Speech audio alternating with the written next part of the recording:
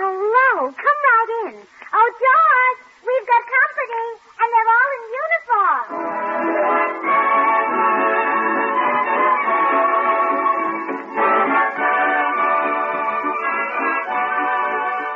This is Bill Goodwin, inviting all you servicemen and women to enjoy another pleasant visit with George Burns and Gracie Allen, our tenor Jimmy Cash, and Felix Mills and his orchestra. And now, meet the people who live in the Burns house, George and Gracie. Oh, Mrs. Regan, Yeah? I just remembered something. I'm completely broke. Could you... I'd be glad to lend you some, McCushler, but I'm in the same fix myself. I sent the last penny I had to my brother, so he could get himself some glasses. Oh, how sweet. Yes. The poor fellow got tired of drinking out of bottles. Well,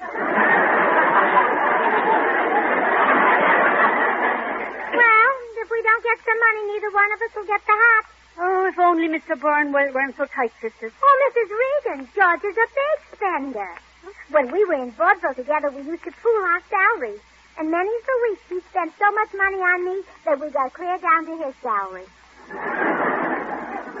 Then why not ask him for money to buy the hat? I did. But he wouldn't give it to me because I've already overspent my budget. Oh, why don't you try a bit of blind? You mean flatter the little rascal? Sure. Flattery will work on any red-blooded man. It might even work on your husband. Oh, Mrs. Regan, that's a wonderful idea. I'll get the money if... Here he comes down the stairs. Good morning, Mrs. Regan. Good morning, Gracie. George, don't move. Huh? Stand there and let me look at you. Oh, you're so incredibly handsome.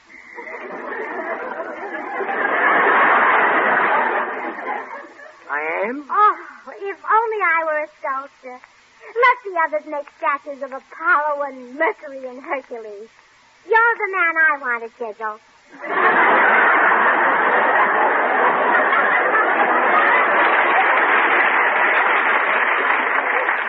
Oh, Gracie, I Oh, didn't... how do they ever pack so much man into one body? When I stop and realize that you're mine, all mine, it just frightens me. Oh, honey. How does great, big, gorgeous, attractive you ever come to marry itty-bitty, gorgeous, attractive me? Look, Gracie. Oh, come on, Hot Lips. Tell me you love me. I love you. Oh, no. Now, put some feeling into it. I love you. Do you really, darling? Yes. That's good. George. No, you can't have the hat. But, George. Flattery will get you no place. Flattery, I was telling the truth. Wasn't I, Mrs. Regan? That she was, Mr. Burns. You're a man with the shimmering beauty of Killarney in your face, and the twinkle of the stars over the Emerald Isle in your eyes. And your voice, your voice is like the sound of the wind blowing through the shamrocks. And, no, I can't do it, Gracie. I can't do it. It would finish me in Ireland. I thought so. So it was flattery, and Mrs. Regan was in on it. But, George... Look, honey, you don't have to flatter me to get things. I don't? Of course not. When you want something, just come right out and ask me. That's the way to get it. All right. George, can I have a new hat? No. I like the other way better. I felt I was getting someplace. No hat. Huh? No hat, no.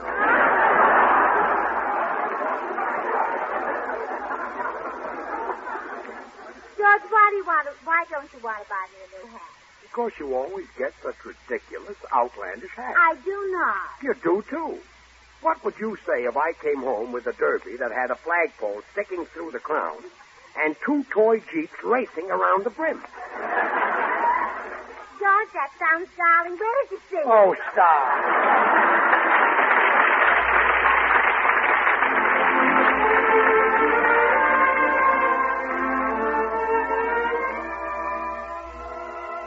Jimmy Cash, our young tenor, sings for you the romantic ballad, The Day After Forever. Jimmy? All day tomorrow I'll be whispering your name, and the day after forever, I know I'll do the same. Maytime or winter, I won't let you out of sight, and the day after forever, we'll talk about tonight. Your laughter is a melody that I remember long. It plays upon my heartstrings. It's my favorite song. All through a lifetime, I'll be loving you, and then on the day after forever, I'll just begin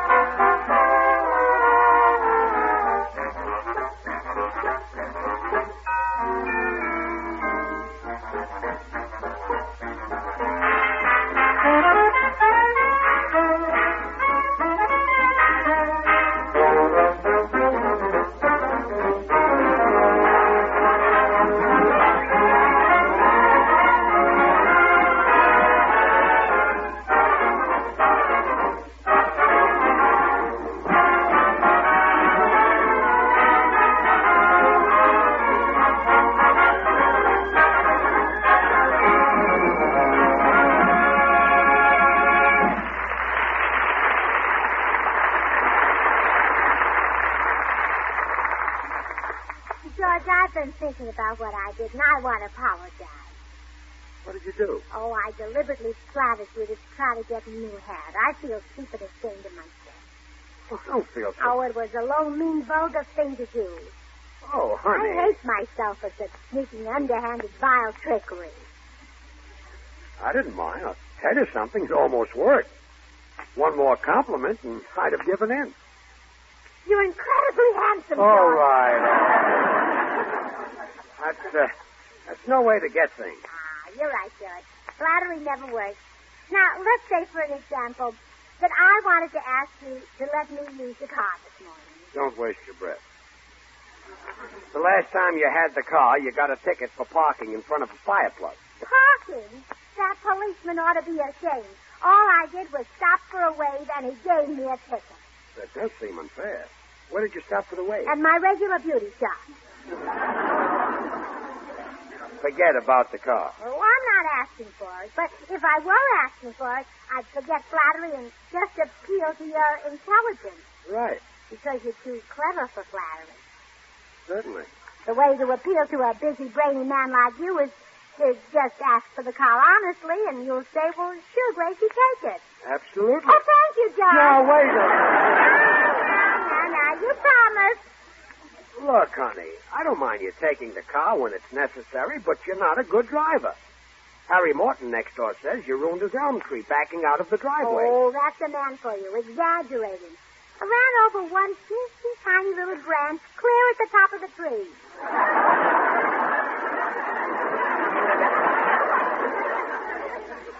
How could you run over a branch at the top of the tree? The tree was lying across our driveway. Well, didn't you see it? Well, how could I? It wasn't lying there until I hit it. Look, honey, I'm going to let you use the car this morning because I denied you the new hat. But try and... By the way, what do you want the car for? Well, I want to buy some bananas and some cherries and avocados and some vegetables and maybe a pheasant. Well, that sounds like essential marketing. Sure, and I'll leave some money. Okay, here you are. And now, honey, drive carefully. Keep your hands on the wheel, your foot on the brake, your mouth closed, your ears open, and your eyes on the road. Is it all right if my nose just hangs there and rests?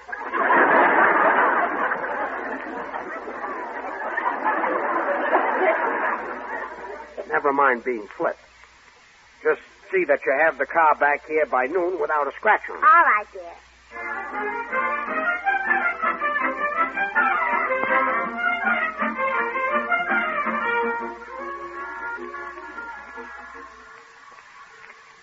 Well, I guess that's finished our shopping, Mrs. Regan. I parked the car right over here. Oh, tell me, Gracie, darling, how did you ever manage to get the car and money, too? Oh, I told George I wanted to buy bananas and cherries and avocados and vegetables and a pheasant. But you didn't buy those things. I bought everything but the pheasant. Couldn't find a hat with a pheasant on it. Shouldn't I hate to be married to you, Kushler? I don't think it'd be much fun for me either, Mrs. Regan. Oh, well, here's our car. Oh, dear. Oh, will George be surprised to see us home without a scratch on the car?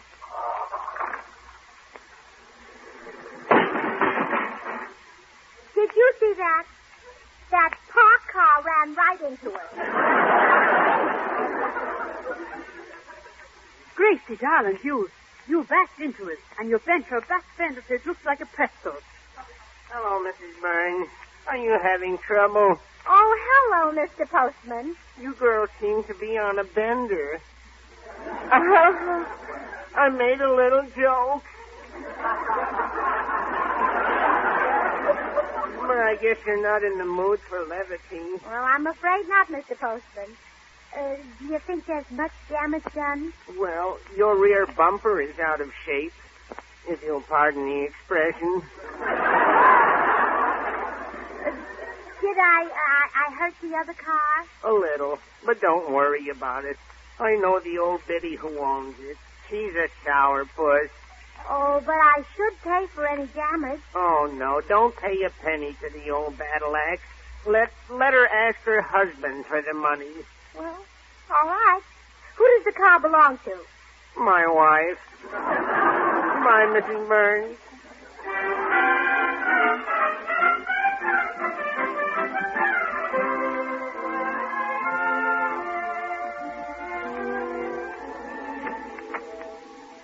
Well, Gracie, I backed the car into the garage for you. Oh, thank you, Bill. Anything to keep George from seeing that back fender. Yeah, you really folded it up all right. Well, this has taught me a lesson, Bill. I hereby solemnly swear that I will never lie or deceive my husband again as long as I live. Unless I'm positive it'll work. Hey, here comes George up the walk now. Uh-oh. And he's here for the car. Well, calm down, Gracie. Maybe I can square this whole thing for you. I have a little idea. Say, Gracie, who backed the car into the garage? Why, I did, didn't I, Bill? Sure. Really? I didn't know you were that good. Oh, yes. I back into lots of things that you don't know about. Well, I'm glad you're improving. I'm going to drive down to the office now. Goodbye, dear. Oh, goodbye. Oh, Bill, what if he sees the fender? Leave everything to me, Gracie. Wait a minute, George. Say, George, you mind dropping me at Hollywood and Vine? I got to pick up a cute little girl there at 3 o'clock. Bill, I don't go to Hollywood and Vine. I go to Wilshire and La Brea. Oh. Well, okay, I'll pick one up there at 3 o'clock.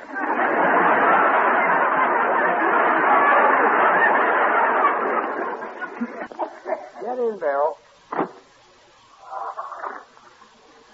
Hold it, George. Hold it. What's the matter? Well, you're running right into the side of the garage. Back up. Huh? Come on, back up, back up. Okay. More, George, more. Come on. Farther. Oh! You smashed the whole back end of the car.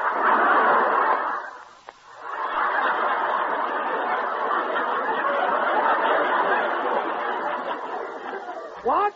I barely touched Oh, the... come on. Let's get out and look at the damage. Oh, murder, George. Look what you've done. Gee, I can't believe it. Fender is folded up like an accordion. Gracie will never let me live this down. You're not kidding. Bill, is there maybe some way that you could make Gracie believe that she did this? What? You want me to stoop to deceit and trickery? Well, You want me to make someone who didn't do this believe they did? Well, I'm surprised at you, George. Well, forget it. Shame on you. I won't do it. All right, all right. You dirty person. All right, I asked asked the thing to ask me to do it.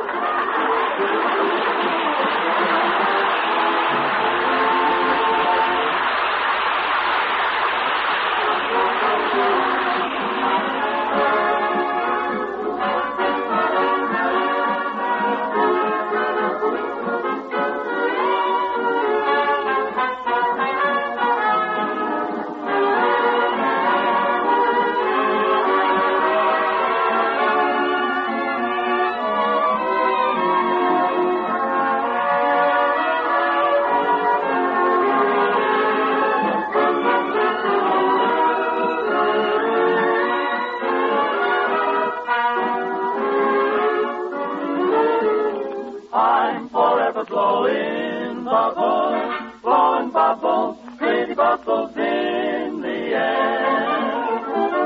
They fly so high, nearly reach the sky. Then, like my dreams, they fade and die. Oh, fortune's always hiding, very elusive. I've looked everywhere, and still can't find it. I'm forever blowing bubbles, pretty bubbles in the air.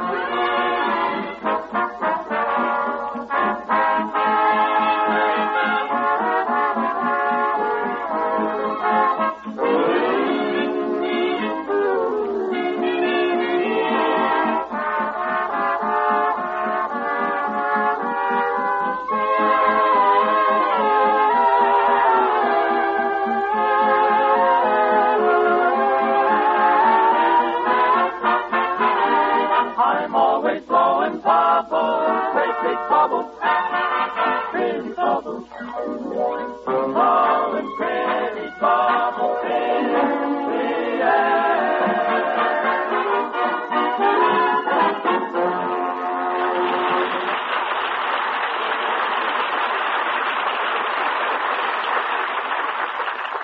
Gosh, Bill, I'm in an awful spot. After me lecturing Gracie about her driving, she finds out I smashed this fender, I'm a dead duck. Well, take it easy, George. I'm the only one who knows. I'm the only one who could tell her. And you wouldn't tell her, would you, Bill? Would you, Bill? Bill, look at me. Bill, old pal. George, and I've been thinking maybe we should make a few changes in your radio program. Look, Bill, I'm not going to let you or anybody else take over my program. I've worked hard to get where I am. I struggled, I starved, but I finally made it. I achieved success. You married Gracie? Yes, I do. No. Well, now, what if I tell her about the fender, huh? Well, I'm going to tell her myself. If she loves me, she'll forgive me. I'm going right in now and confess everything.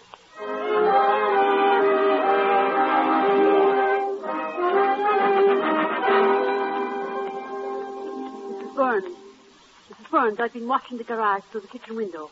Your husband didn't leave. He's heading for the house right now. Uh-oh, maybe he saw the fender I smashed. Oh, I'm in for it if he did. Now remember, Mrs. Burns, you're a lady and you're Irish. So don't degrade yourself by arguing. Just bash him with a bottle. Call me if you need me. The best thing for me to do is just confess everything. If he loves me, he'll forgive me. Gracie, I'd like to... George, before you say anything, Don't you think that when married people do something that other married people don't like, married people should forgive married people, especially if they're married? We are married, aren't we, George? Oh, yes, but I'm glad you feel that way, Gracie, because I've got a little confession to make. Well, so have I, but you go first. Oh, no. Ladies first. Oh, no, that doesn't count. You go first in this house because you're the boss. I am? Well, you are when it fits in with what I'm saying.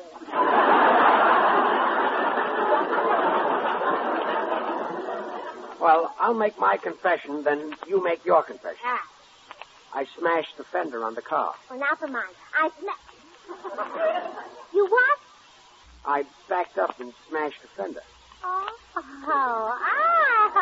you did, huh? Yeah, and now I feel better because I've confessed and you'll forgive me. Ha. Huh? Ha. I don't like the sound of that. I do. Ha. Forgive you indeed. Imagine refusing to let me drive the car and then going out on a wild joyride. But I only... Tearing through traffic at 80 miles an hour. But all Knocking down widows and orphans. Okay. You've got me over a barrel. I've got you over a hat box. Hat box? That's right. Remember the hat you said I couldn't get? Yeah. Well, I'm keeping it. Oh, so you already had it. Now see here. Dashing through red lights, bumping into Greyhound buses. Okay, keep the hat. Sure, and I'll get a dress to match it. Okay. And gloves to match the dress. Aren't you carrying this a little? Waving at blondes. Throwing empty bottles in the street. Get the gloves. Sure. And a bag to match them. Smashing the car so badly that even months wouldn't buy it.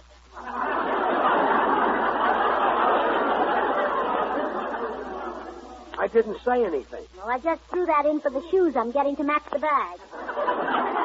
Oh. Well, answer the door, Barney Oldfield. Yes, dear.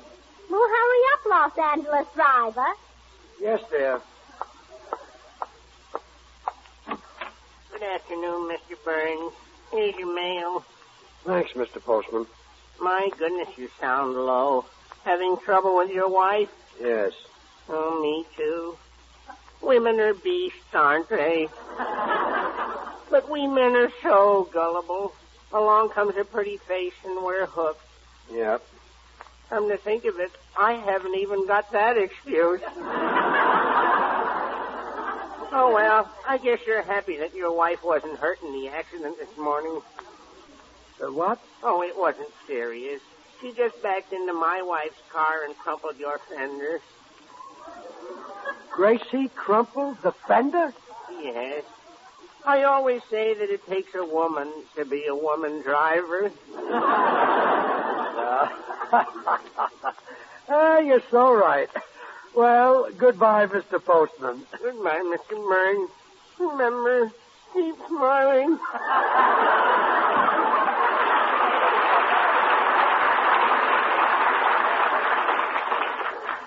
Well, who was it, Speedy? The postman. Oh. Well, as I was saying, I think I'll get a fur coat, too. Maybe red fox. Did you say the postman? That's right. Oh. He just, delivered the mail, huh? Ha!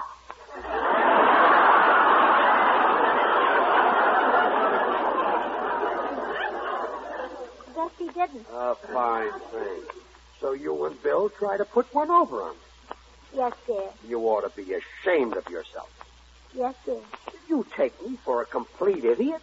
Yes, dear. And that hat goes back to the store. It goes back? Yes. All right, dear. If you say so. Oh, now, honey, don't cry. I can't stand to see you cry. You'll dry your tears. You can keep the hat. You really? Sure, honey. Now, why didn't I think of this method in the first place?